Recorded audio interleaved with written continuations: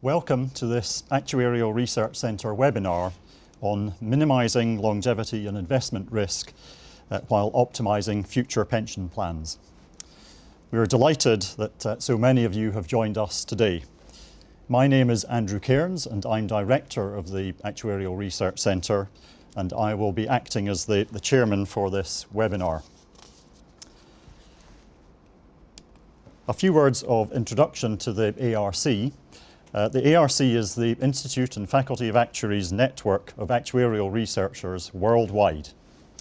Our aim is to bridge the gap between academia and actuarial practice by delivering world-class research that has practical relevance and impact. Our speaker today is Professor Jens Perk Nielsen.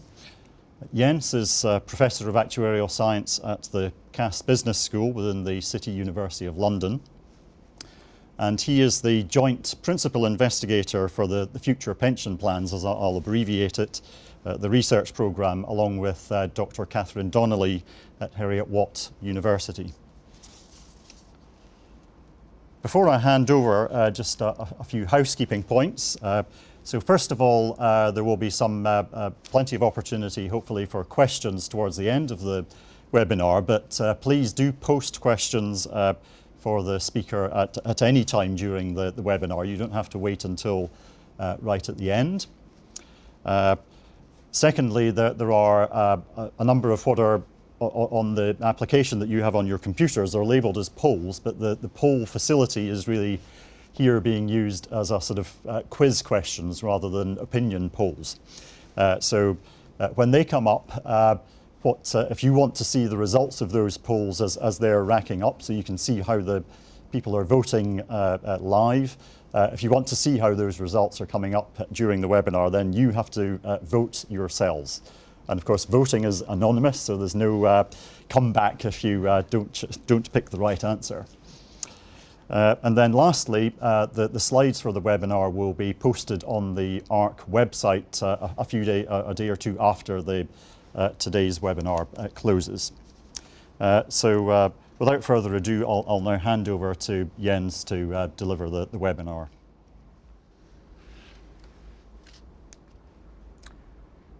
Yes, hello. First, I would like to introduce some of the team. I will introduce the 10 people who so far have been working on the research. There will be more people coming in, PhD students and postdocs. We have a team of young people who want to make their career, people in the middle of the academic career, and we have 4 full professors on this team. I will mention the professors. There's Montserrat Guillen here, which is this woman from Barcelona. She's probably one of the most published actuaries in the world, very, very efficient, very hardworking. Then there's Enno Mammen.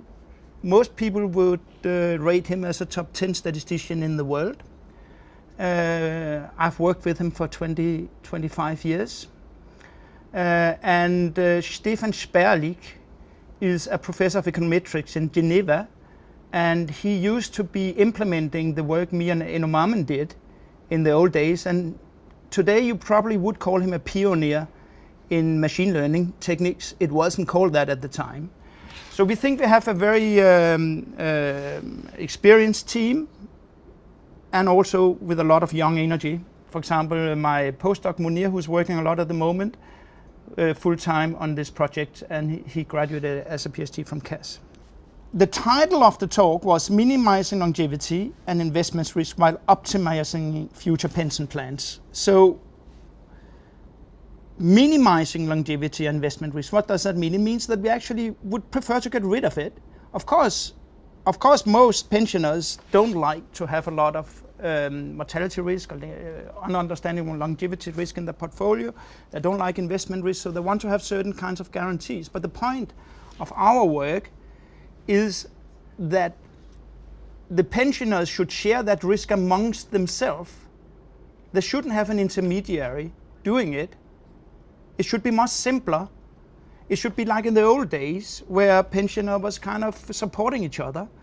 And there shouldn't be so much other things going on with intermediaries and investment banks and all kinds of things, because all of us know that it costs money and it makes things less transparent. So the 4 big ambitions. So this is about investment risk and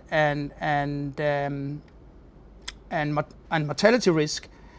However, there is one thing that is even more important for this particular grant proposal. It is the communication, the direct communication to the customer, because we're going into an online world. We're going into an inpatient world. We're going into a world where the requirement of a future pension saver is to have a 1, 2, maybe 3-minute conversation with the pension company, and then everything has to be decided in terms of risk, in terms of financial advice, in terms of responsibility and backtracking of what has been said and done.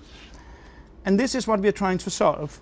So what we want to do is create a world where there's one short conversation that can meet this 1, 2, 3-minute target, from which the entire investment strategy of the pension client is back calculated, so there would be no doubt that the client is getting exactly what the client is asking for.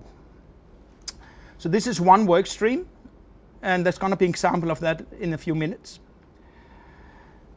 Then there's another work stream where we try to get rid of as much as possible of the investment guarantee by sharing that risk between the customers. And there's another work stream doing exactly the same thing with mortality risk, trying to get rid of the mortality risk by sharing it among the customers.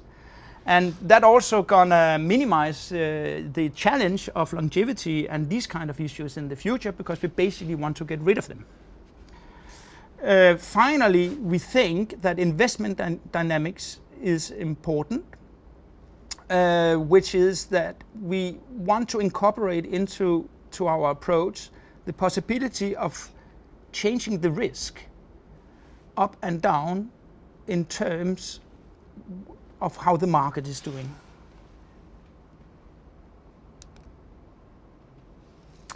So first, the first big ambition is one short conversation with the customer. The entire bespoke pension design is back calculated. So this is almost like a research topic where we talk to a lot of ordinary people. I mean, I interviewed my mother to try to understand what she would understand. My mother is a clever woman, but she doesn't care much about pensions. If I can keep her attention for 3 minutes, I've done well that day.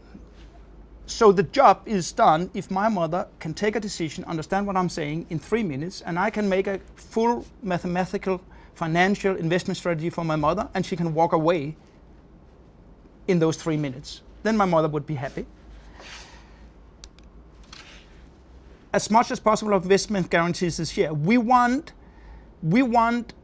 think about it this way, at the moment, every single pension customer is taking risk. They're having certain stock positions, equity positions, all kinds of risk, property in the portfolio, and then they spend a lot of energy going to intermediaries like JP Morgan or whatever, these investments bank, and buying interest guarantees or things like that, which they easily could take on their own books.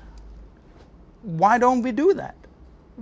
Why do we buy risk with a low return to the clients and then sell again their risk for a high return? I mean, that's not good business for the client, that's clear. So we have to find a way where every risk we see in the pension portfolio is being taken on by the pension clients as long as it's good business for them. The same thing you could be said about longevity risk or mortality risk. Longevity risk is not completely, but more or less independent risk of financial risk. And it would be probably a good thing to have that risk on the books for most pension clients, and it would probably also be much cheaper and much simpler than actually going to intermediaries. So it's the same principle. We want to get rid of the risk and only keep on the books what's absolutely necessary. Finally, investment dynamics. We have only made a few runs so far, but it looks like if one can scale up the investment risk and scale it down, when things look risky. For example, at the moment things look a bit risky. If one can scale up and scale down the risk according to what we see in the market, then it looks like one can have pretty much a better return. It's not being able to predict the individual stock or anything like that, but it's well known that one can predict whether the Sharpe ratio is good or bad at the moment. And we want to make that a natural part of the pension product rather than something that is done ad hoc at the side, which is probably what's most common at the moment. But let's go to the example. What we will now go to, so what you just heard was 4 big ambitions, which is what we're going to do in this research work stream over the next 4 years. What you see now is something that we already did in the first few months of the grant, and it's the first paper, and it's done by myself and 3 academics from Cass Business School, where I'm working. So it's a Cass Business School venture, so to speak. We are trying to keep things simple because we are working on the communication here, and we want to keep things simple. So we're working on the simple lump sum case, which is, one amount in, another amount out at some point, and that's all. But we think that if you can handle the communication of that lump sum case, then you're on a good track to get further to the more complicated annuities and all these things.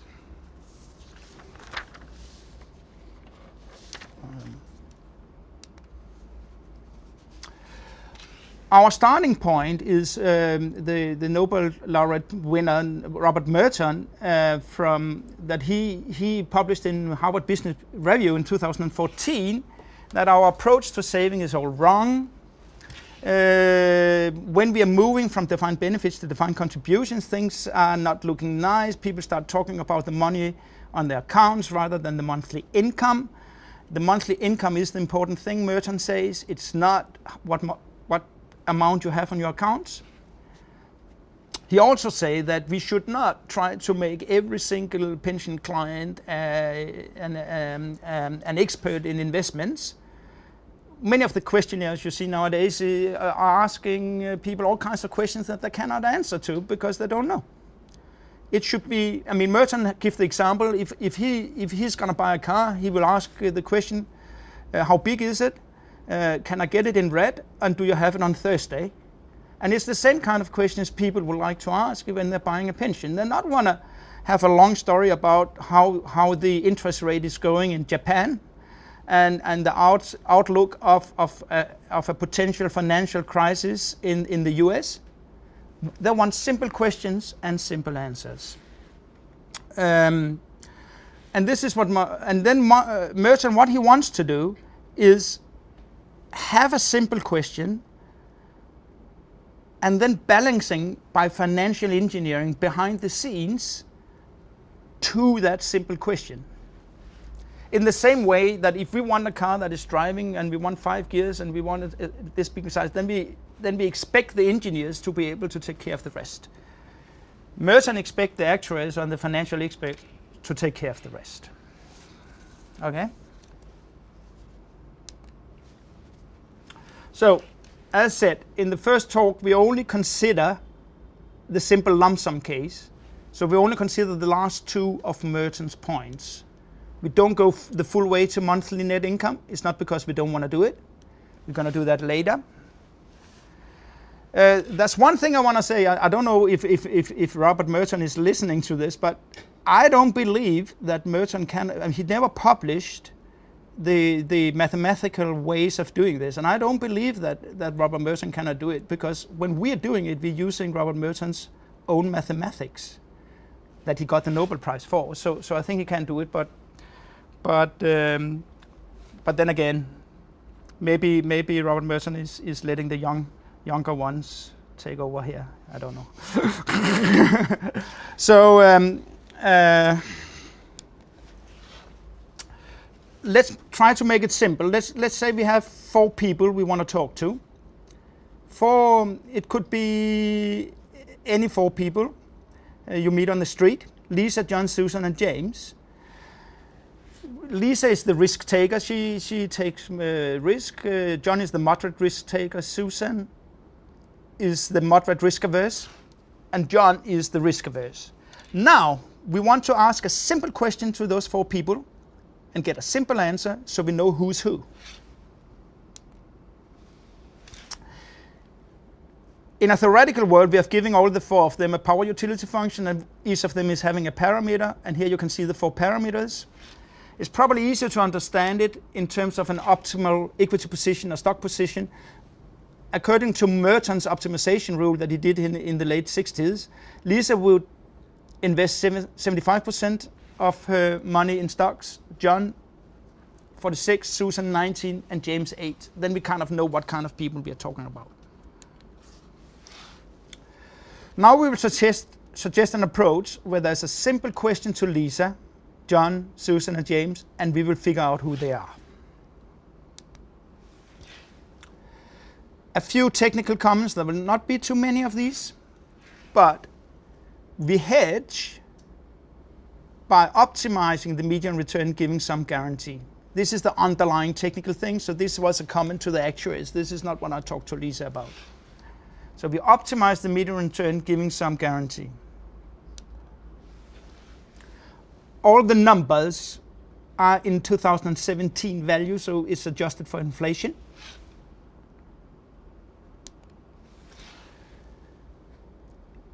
In later work, so what I just talked about, the third thing about getting it to monthly income, we're going to be presented in May 2018 at Staplein as an invited discussion talk.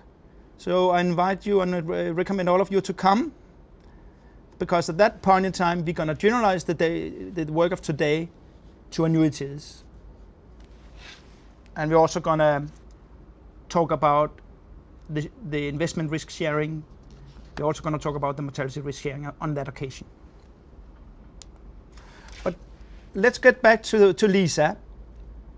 We consider the simple lump sum case, and Lisa, John, Susan, James want to invest £10,000 each, and they're going to get their money back in 30 years. So the question is, what kind of money are they going to get back in 30 years? And now you get the communication that I've been talking so much about. This is what you see, is what you get. This is the communication. This is what I think you could do in 3 minutes. So I'm telling Lisa, your investment has a best case and a worst case. You will never drop below the worst case. Half the time you will get the best case, and the other half of the time you will get between the best case and the worst case. Now use the slider on your mobile phone and decide what you want. Clearly, the best case increases when you lower your guarantee. So the slider, when you want less money in your guarantee, you're in for a bigger upside. That's clear. This was the question. Now Lisa is using the slider and she's making her decision. So this is the first poll. Now I'm asking you, what does Lisa pick on her mobile phone? 3,900, 6,400, or 9,100 as her worst case current value of the 10,000 she invested. So now's the time to start clicking away, and as I said at the beginning, if you want to see the results of the poll coming up, then you have to vote. But also in terms of the voting, of course, it's all anonymous, so there's no marks that are going to get passed back to your bosses or anything like that. It's so we've had a few people voting so far, and the numbers are gradually coming in.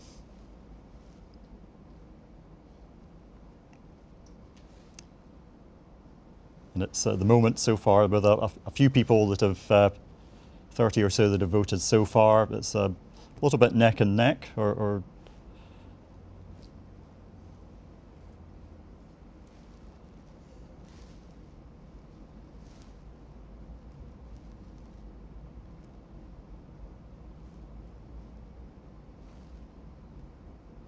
okay, so we're just over 100 now, so we'll give that just a few more seconds. So if you want to vote and see the results, you have to vote right now.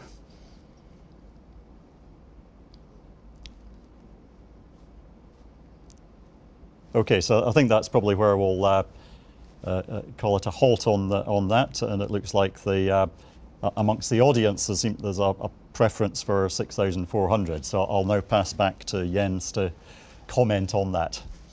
So now we'll get to the true answer. Notice that we have assumed that Lisa's having a particular utility function, which is a quite risky one. So we know the true answer to what she would pick. And she would pick 3,900. Notice in a world where there's no guarantee, the lower bound is 0. So with this new approach, Lisa is getting a lower bound of 3,900. Before, she had a lower bound of 0 without this approach. Because many people, when they look at 3,900, think, oh, that's very risky. But remember, without this approach, it was even more risky. If you have a 75% position in stocks, your lower bound is 0.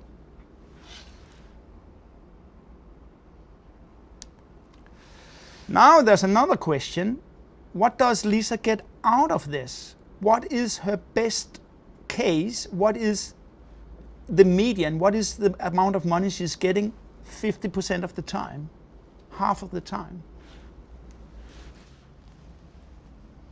Okay, so here we go with the second poll. So just a few people have voted at the moment, and of course you should now, in this case, take into account what Lisa would have chosen in terms of the worst case.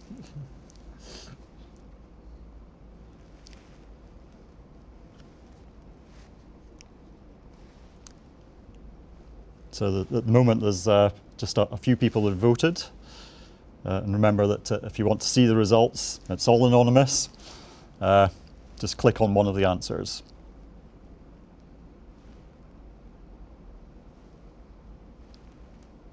Okay, so I think people are now clicking away quite rapidly, and the numbers that are voting have gone up. And this time, compared to the previous one, there's clearly a lot of, or much stronger preference for one of the results.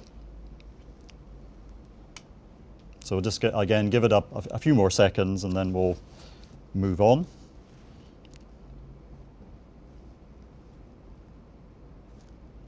Okay, so so we've got 60% or just over 60% that have voted for the 16,470, which is the highest of the 3 options.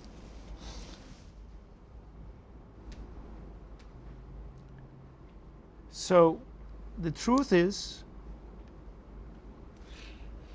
it coming in? 16,470, which 80%, was it 80%? No, 60% actually got right. So Lisa is taking the risk of 3,000, having a guarantee of only 3,900, but it's hiring her median, is giving her a median of 6,470 above what she started with in current terms.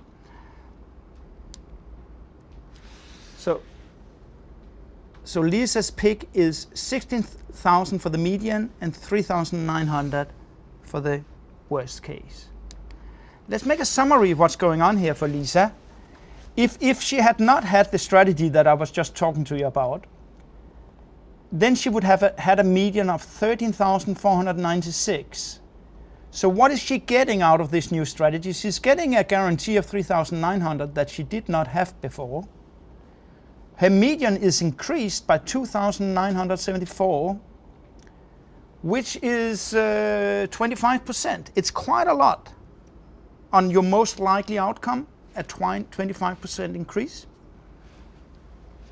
Moreover, and which we will get to in a second, is the median of 13,496 that she's getting in her optimal investment is something that's not likely that we would get to. It's not likely that she will get her optimal investment in the other utility case situation, because we wouldn't be able to carry through the communication of that. What we've just seen is a very simple communication, a few minutes of communication where Lisa get a really good deal. And we will see in a moment that she's not losing much compared to the invisible optimal. She's not losing much by using this feasible optimal choice compared to the infeasible optimal choice had we known her utility function. So, in other words, Lisa has sold her upside above 16,000 to secure a guarantee and a higher median and a solid communication. So what did the other 4 picks? Lisa took 3,900 as the worst case, John 6,400, Susan 9,100, and James, who doesn't like risk, took 9,700. He doesn't like to put anything at stake, right? But you can see from the point of view of getting an extra median, getting an extra return, James get more out of the little risk he takes. He put 300 at risk and get 940 back. Lisa put 600, 100 at risk and got 600, 400. So it was basically 1-to-1 for Lisa, whereas James got 3 times as much back for his risk. So that's at least a fair one. The very risk-shunning James got more out of the little risk he took. Now, the next question is, of course, how optimal? I mean, to do such a simple communication as we just did, we of course had to simplify the options. We had to make the world simpler than it originally was. So the question is, of course, how much are our 4 clients losing from this? So they have self-selected it. So how much do they lose through this extremely simple self-selection compared to the infeasible optimal case that everyone is trying to reach out there at the moment, but which is not feasible because you don't know. So, did Lisa, John, Susan, and James lose anything from making the question simple and hedging the strategy the way we said? Not really. They didn't really lose anything. Let's look at the numbers. We look at the numbers in terms of the value in terms of money of what they had compared to their own optimal utility theory function, their personal optimal choice. And you can see that the optimal strategy would be worth 10,280 for James, and it's worth 10,169 in our feasible case. So you're not losing much really. You are losing something, but remember, we are comparing a feasible strategy to an unfeasible strategy. You're always losing something from going from the infeasible to the feasible.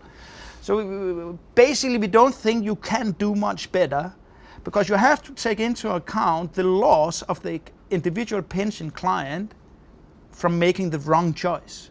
That could be much more severe than the small numbers you're looking at here. So let us go back to the world of unhedged utility optimization. What can financial misunderstanding cost? So that's the other side of the coin. We could, of course, try to make things much more complicated to nail down that little money that would be losing in the previous slides. However, every time you add complication, you add confusion, and the chances of financial misunderstanding increases. That's clear.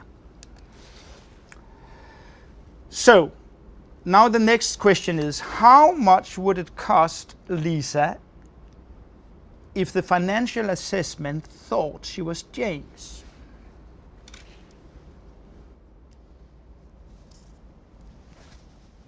Okay, so we're into the third quiz question now.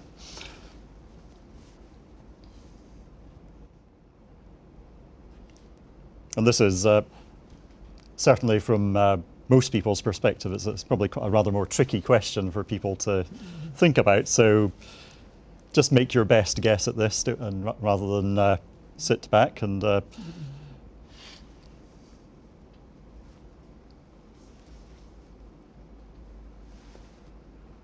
we've got a few people voting at the moment, so we'll need to give you all a few more seconds.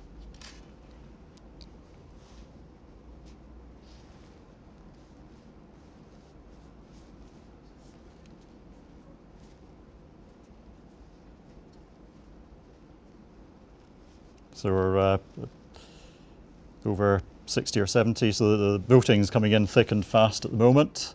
So we'll give you maybe another 10 seconds to put your votes in.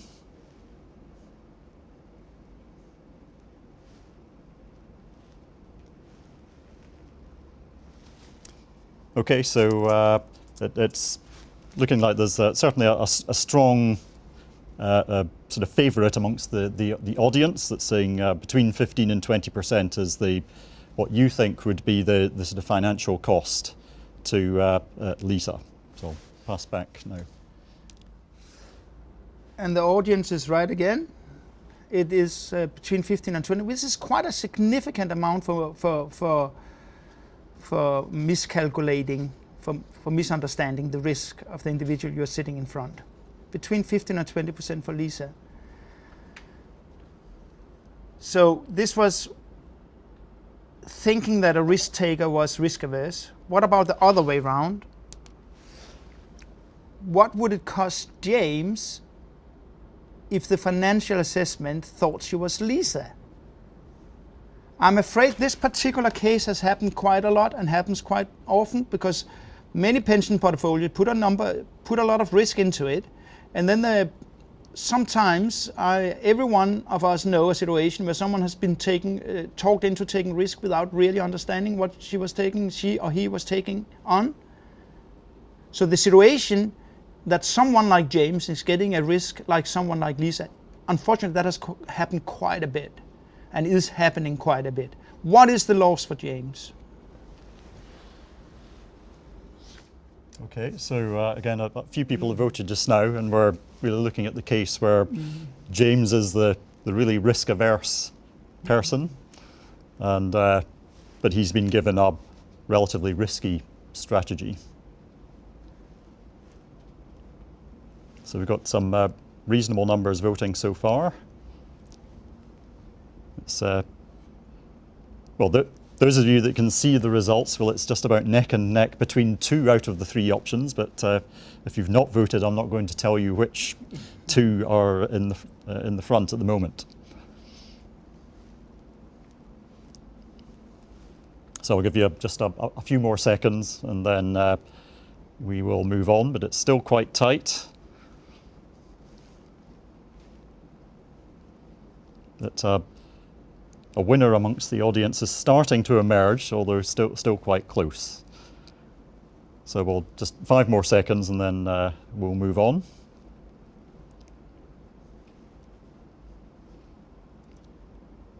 Okay, so I think that's where we'll stop there. So we've got just under 50% that have opted for the 30 to 40% loss, and then the close behind that, just under 40%, is the between 70 and 80%. So I'll now let Jens tell you what the math says is the So the audience got this one wrong. I mean, and it is actually quite astonishing what the true answer is. So the true answer is that James is losing almost 80%, which is 4/5 of his savings, which is basically pretty much most of his saving. By making such a financial misjudgment, because the communication got confused, because James didn't know what he was buying, he's losing basically all his money. I mean, that is important, and that is something we have to ensure is not happening in the future. Remember, this is a very, very simple case. It's only a lump sum. But of course, the same applies to pensions and annuities and everything else we are selling. So we need to find a way where we're not taking away most of James' savings just because we cannot communicate with him. We have to find a way so James gets his money's worth.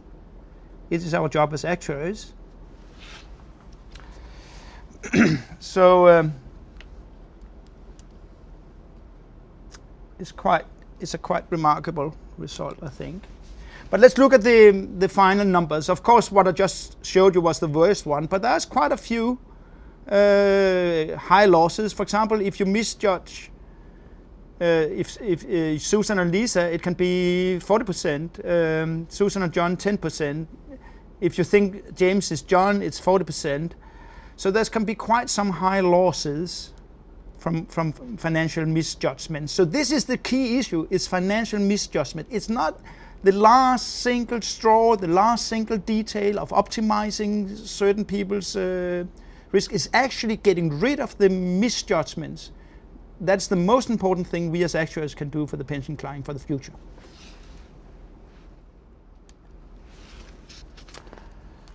So, since we are sitting in I'm sitting here in the Institute of Actuaries, and we are having a webinar for actuaries around the globe. So it wouldn't be actuarial science if we didn't do a little bit of technique. It's not going to be much, it's going to be a bit. So what is the hedging strategy? What does it look like? And before I turn the page to what the hedging strategy looks like, I want to explain one thing again. There's a huge loss from financial miscommunication, for misunderstanding Lisa for James. That's what we talked about. But there's another huge loss. I've myself worked for 20 years in pension companies around Europe. So I know pension companies from the inside. And I know what it can do to the whole stream process of a product if the actuaries are a little bit confused themselves of what they have created. So it's extremely important not only that the external communication is straight, it's also extremely important that the formulas the actuaries are using internally are simple, are not black box like, are easy to understand, because otherwise you might face actuaries because they don't know what it is, so they just start changing the formulas to what they like better. I've seen that many times, and it happens all over Europe. I promise you, if the formula is hard to understand, then actuaries start changing them. In this case, our hedging strategy is extraordinarily simple, so I don't think any actuary would actually start changing them. If you put 10,000 in, your hedging strategy is basically that you take the probability that you stay within, you take the original investment without any boundaries, as you didn't have a worst case and you didn't have a best case, and then you look at the time series and see where it takes you, and then you take the probability that you stay within those boundaries, and that's your hedge. You multiply that by 10,000, that's your hedge. That's incredibly simple. There isn't any financial math out there so simple as this. And this also allows, or when you get into the actuarial department and explain them this, then everyone say, oh yes, and then know what to do.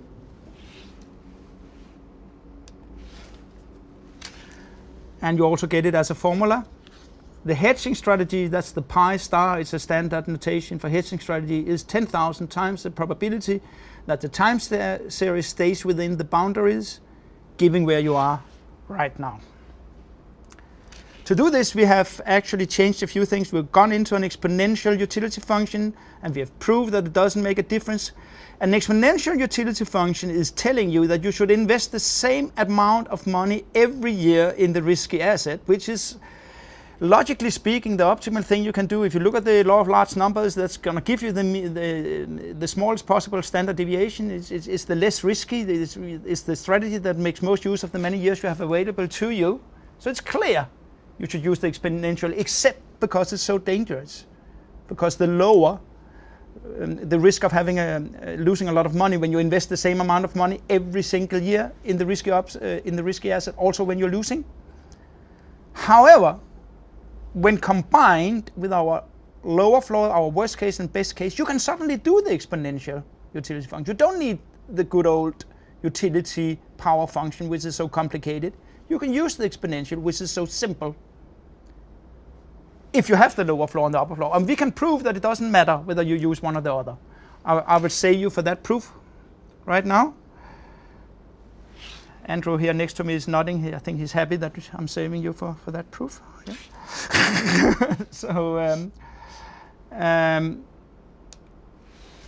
So before we turn to the questions, I just want to conclude. We have developed a pension system which is easy to understand. Risk is balanced between the best case and the worst case. The pension saver is in control and understand the risk he's taking. In practice, one can develop an interface between the pension saver, where the pension saver picks his risk profile digitally without the need of meeting a financial advisor even, because it's so simple. You might want to meet a financial advisor for other things, for example, understanding your entire total economy, including your mortgage, your house, your children going to university and things like that. But for picking this particular thing, you don't really need a financial advisor because it's so simple. Yeah, so the research outlook, because this was, as I told you, just the first few months of our research. And in the next 4 years, we're going to work on how to incorporate market timing, as I mentioned. I didn't talk much about having a risk-free inflation fund, and that's tricky because it doesn't exist. So how do we solve that challenge? We're going to work on decumulation phase. How is the money actually being paid out to the customer, and we can still keep this simple communication?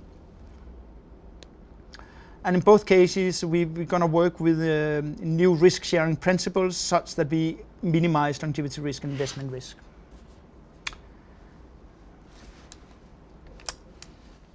Right, well, thank you very much, Jens, for that very, very stimulating presentation. And thank you also to the audience for participating in the quiz questions. So we're now into the question and answer session or discussion as well. And I think there's quite a few questions that have been coming in online, which is great. But before I start reading those, I will exercise my chairman's rights and just ask a question of my own. So just could you say a little bit more about how you establish the risk appetite? So I know from the presentation that you were talking about having this slider, but the question is, how do you choose the worst case and the best case limits, and then also how do you then infer the risk appetite parameter from that? Lisa, I think I'm going to divide your question in two from the point of view of the client. Lisa, she picks it, she looks at it, and she does not worry about, I have the feeling, Andrew, that you're worrying about the underlying technical stuff. Because Lisa will not worry about that. She will just look at the best case and worst case and take the one she likes the best. However, you're probably asking me, there must be a lot of underlying stuff going on to get to this point, Yep. and that's true. However, we have proved that it doesn't really matter. If you take a risky strategy first and hedge that risky strategy, it doesn't really matter what you do. So it's not important, the technical stuff underneath. Of course, it's important to prove that it's not important, but that's what you have academics for. But it's not important, and therefore, because it's not important, as long as you have a good starting point, a sufficiently risky starting point, which we have, then Lisa can just pick. And it's not like, had the technical stuff underlying it all been different, then it would have been completely different for Lisa. It's not the case. Lisa would pick the same thing, would get pretty much the same thing, no matter what we did underneath it. Okay, thank you.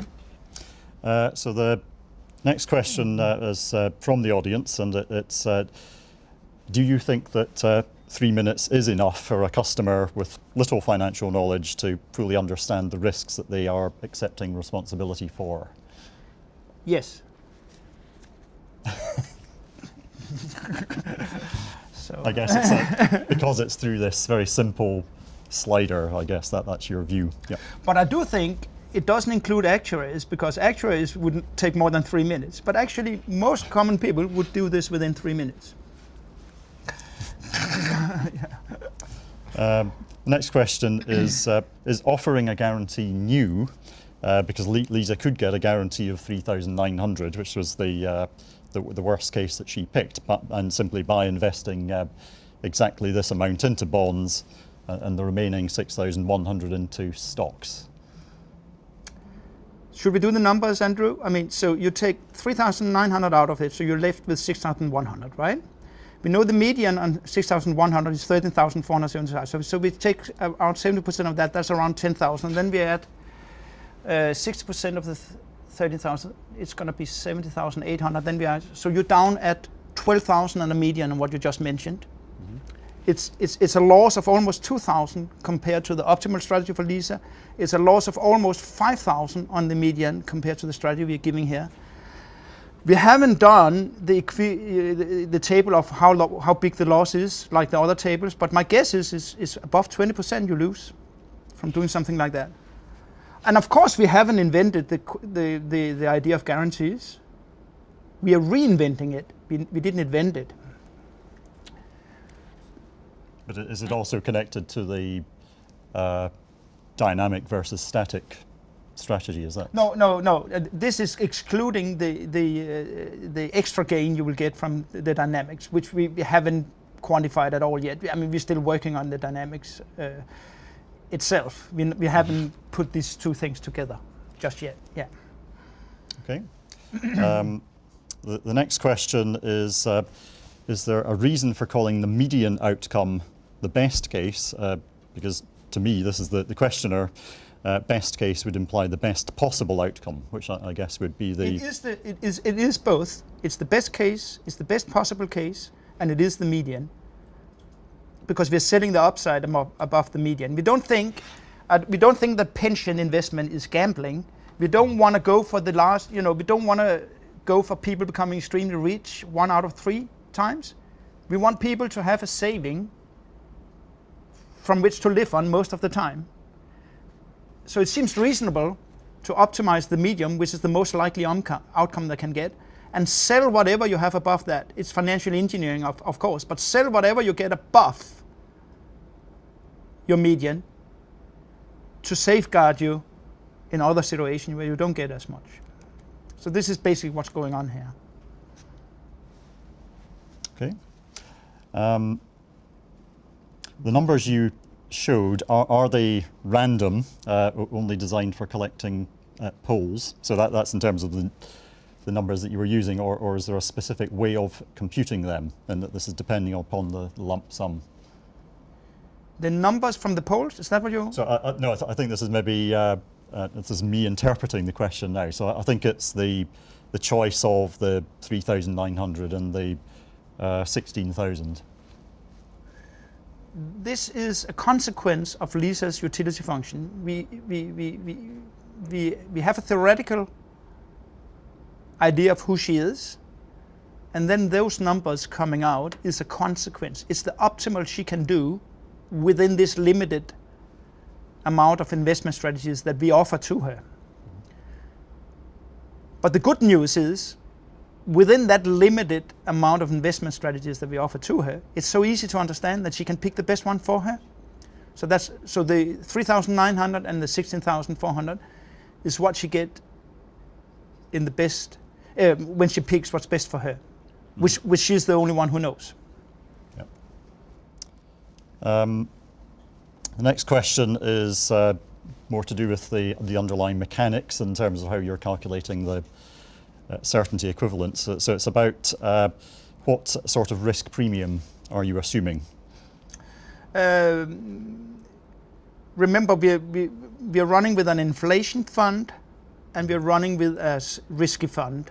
And the risk premium in this calculation is 3.4%, which is in the lower end of what many people expect, but not the lowest possible end among experts. And then we're running a 16% standard deviation on the risky assets, which is, if you look back the last 100 years about a global stock portfolio, that's a device that if you diversify a stock portfolio and look 100 years back, that 16% is the standard deviation you get. So that's what we used. Yeah. Okay. So the next question, which people are allowed to like particular questions, so this one is racking up the likes as far as I can tell. So how does Lisa, who is a non-expert, how does she know that she is a risk taker? She may just be an optimist. So when she gets the bad outcome, she may be just as disappointed as James. That's a good question, and obviously not a question that I know more about than the individual who actually asked the question. So we can have a discussion about this. However, Lisa knows that she had a lower bound of 3,900. She know we can get that low. If you gave her a strategy of giving her 75% in stock, she probably wouldn't know that her lower bound was 0. She could lose everything. That's not what she's told. Here, she's consciously taking the decision that she wanted to be able to go as low as 3,900. She has done that herself. And clearly she understands what she's doing. I mean, it's so easy to understand, so she would understand that. Of course, she's going to regret it if she loses. That's the name of the game. However, she did know what she was doing. I think she will know what she's doing. Yeah. The next question is, when you extend the research to look at monthly contributions, which you mentioned in the last slide, this is over a long period, will you look at how our customers' risk appetite might change over time?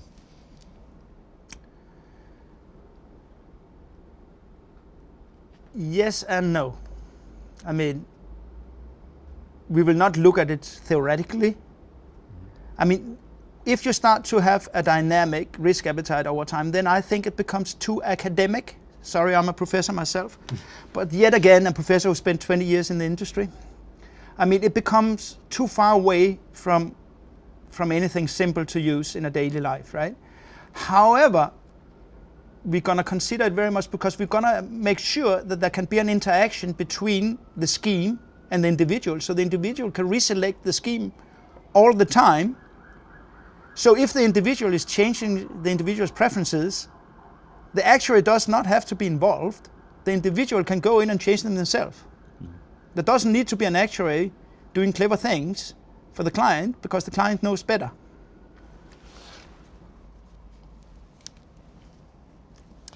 The next question, again, it's all about the interpretation on the customer side. So presumably risk takers are seeking the potential upside. Is there a risk of mis-selling if they don't know that they have forfeited the upside for the guarantee?